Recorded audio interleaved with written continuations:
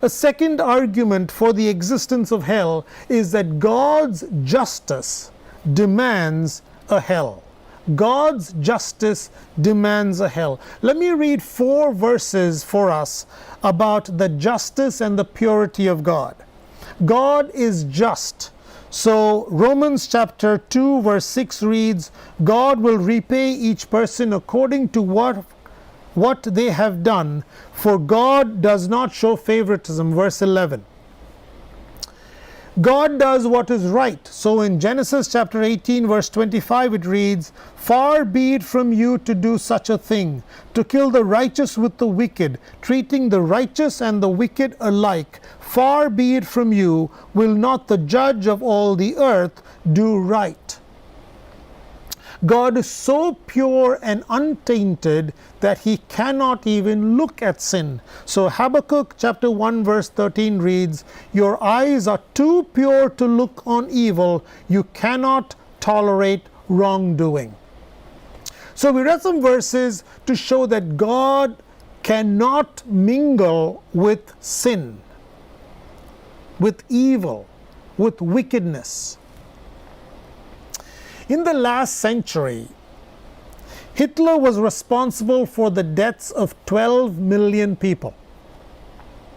Stalin was responsible for the deaths of 6 to 9 million people. But Chairman Mao was responsible for the death of 45 million people. Now, we want them to pay for their actions. We want justice. But many times they don't get justice. We don't see justice happening to those who do evil. In fact, this is not a new problem. This is an old problem. So in Psalms chapter 73 verse 3 it reads, for I envied the arrogant when I saw the prosperity of the wicked. So wicked people continue to prosper and they don't face justice. We want a person like Mao or Hitler or Stalin to face justice and suffer and pay for what they did, but they died quickly and justice was not done. Let me ask a question. Is justice fully carried out in this life? The answer is no. Justice is not fully carried out in this life. In 2019, there was Jeffrey Epstein, who ruined many lives, and before he could face justice, he took his own life and therefore escaped justice. If God is perfectly just, then injustice cannot prevail. Injustice cannot prevail in eternity. Therefore, there needs to be a place after death for God's justice to be complete. Also, if true justice means an eye for an eye and a tooth for a tooth and a life for a life, imagine a person who took the life of another person. The justice that needs to be meted out for one person who took the life of another person is by taking the life of the criminal. Then justice would be meted out equally. What if a person took the life of 2 people? How will justice prevail? You see, there needs to be 2 lives for this person to take to provide justice for the 2 lives he took.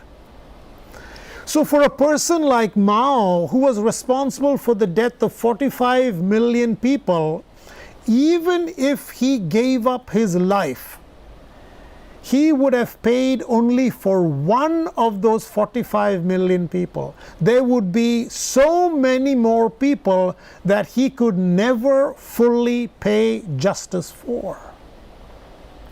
And therefore, since justice cannot happen fully in this life, there needs to be a place after this life where the justice of God can fully happen.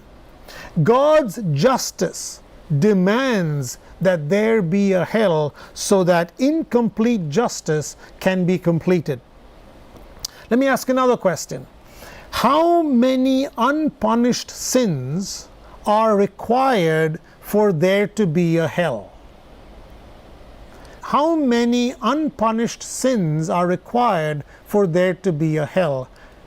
Just one. If there is one unpunished sin that did not get its full justice, if God is a just God, He cannot let even one unpunished sin, one episode of injustice remain for eternity. And even if there is one sin, there needs to be a place after this life where that justice can be completed.